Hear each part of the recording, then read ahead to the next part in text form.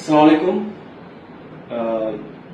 Saudi আরবে এবং ইউরোপে যারা বিদেশ প্রবাসী বা বিদেশে যান বা অলরেডি বিদেশে আছেন অর্থাৎ প্রবাসী আছেন, তাদের ম্যাক্সিমাম ক্ষেত্রে দেখা যায় যে ইংলিশে কমিউনিকেশনটা ইমিডিয়েটলি লাগে, বা অনেকে কাজে আছেন, কাজে ইমপ্রুভমেন্টের জন্য, প্রমোশনের জন্য ইংলিশ যে স্কিলটা এটা ইমিডিয়েটলি লাগে বা এটা থাকলে সুবিধা পাওয়া যায়।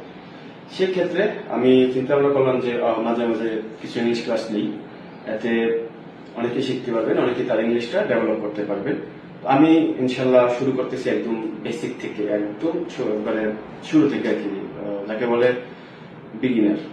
সো ইংলিশ ফর বিগিনার এরকম বলতে পারেন।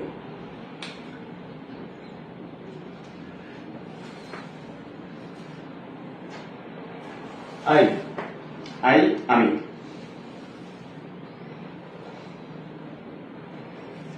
ইউ ইউ মানে হচ্ছে তুমি বা আপনি।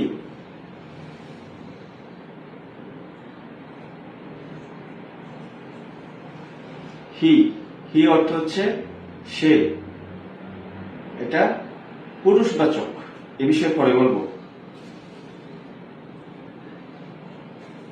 শি শি অর্থ মানে এটা হচ্ছে সে, কিন্তু এটা মহিলাবাচক, অর্থাৎ মহিলা হলে তখন শি, পুরুষ হলে হি। সে সে খাচ্ছে, সে খাবে, সে হয়, এরকম দুইটা জাস্ট মাথায় রাখেন যে পুরুষ হলে এটা, মহিলা হলে এটা, এর বেশি কিছু বোঝার দরকার নেই। এম আই এম, আমি হই।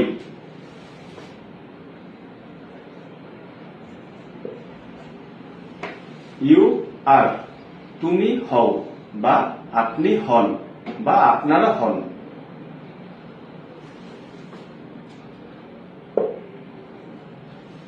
হি ইজ, সে হয়, পুরুষবাচক।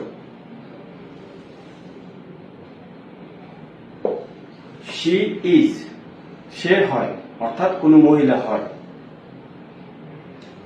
এটা হচ্ছে বেসিক। এখন আই এর সাথে এম বসছে, ইউর সাথে আর বসছে, হি এর সাথে ইজ বসছে, সি এর সাথে ইজ বসছে। কেন বসছে এইগুলি পরে জাস্ট মুখস্থ করে ফেলবে, পরে মাথা ঢুকে যাবে যে I am, you are, he is, she is. এখন আরেকটু দিকে যাই, আমি এটা দেই নেই যে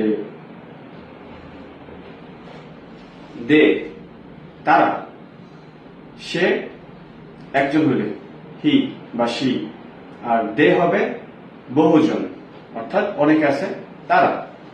তাহলে দে এর সাথে বসবে হচ্ছে আর, দে আর, তারা হয়।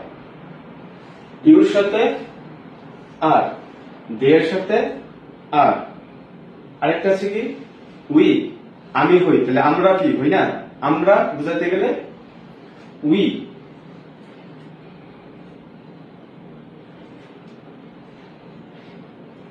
W E, we.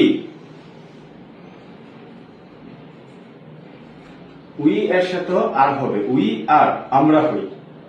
I am, আমি হই। ইউ আর, তুমি বা তোমরা হও, আপনি বা আপনারা হন। হি ইজ, সে হয়। শি ইজ, সে হয়, মহিলাবাচক, হি পুরুষবাচক। এবং দে আর, তারা হয়। উই আর, আমরা হই।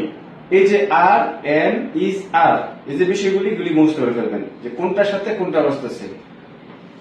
আই আমি, ইউ তুমি বা আপনি, তোমরা, হি সে, শি সে, দে তারা, উই আমরা, এটা মুখস্থ করবেন। এবং কার সাথে কি বসতেছে এটা মুখস্থ করবেন।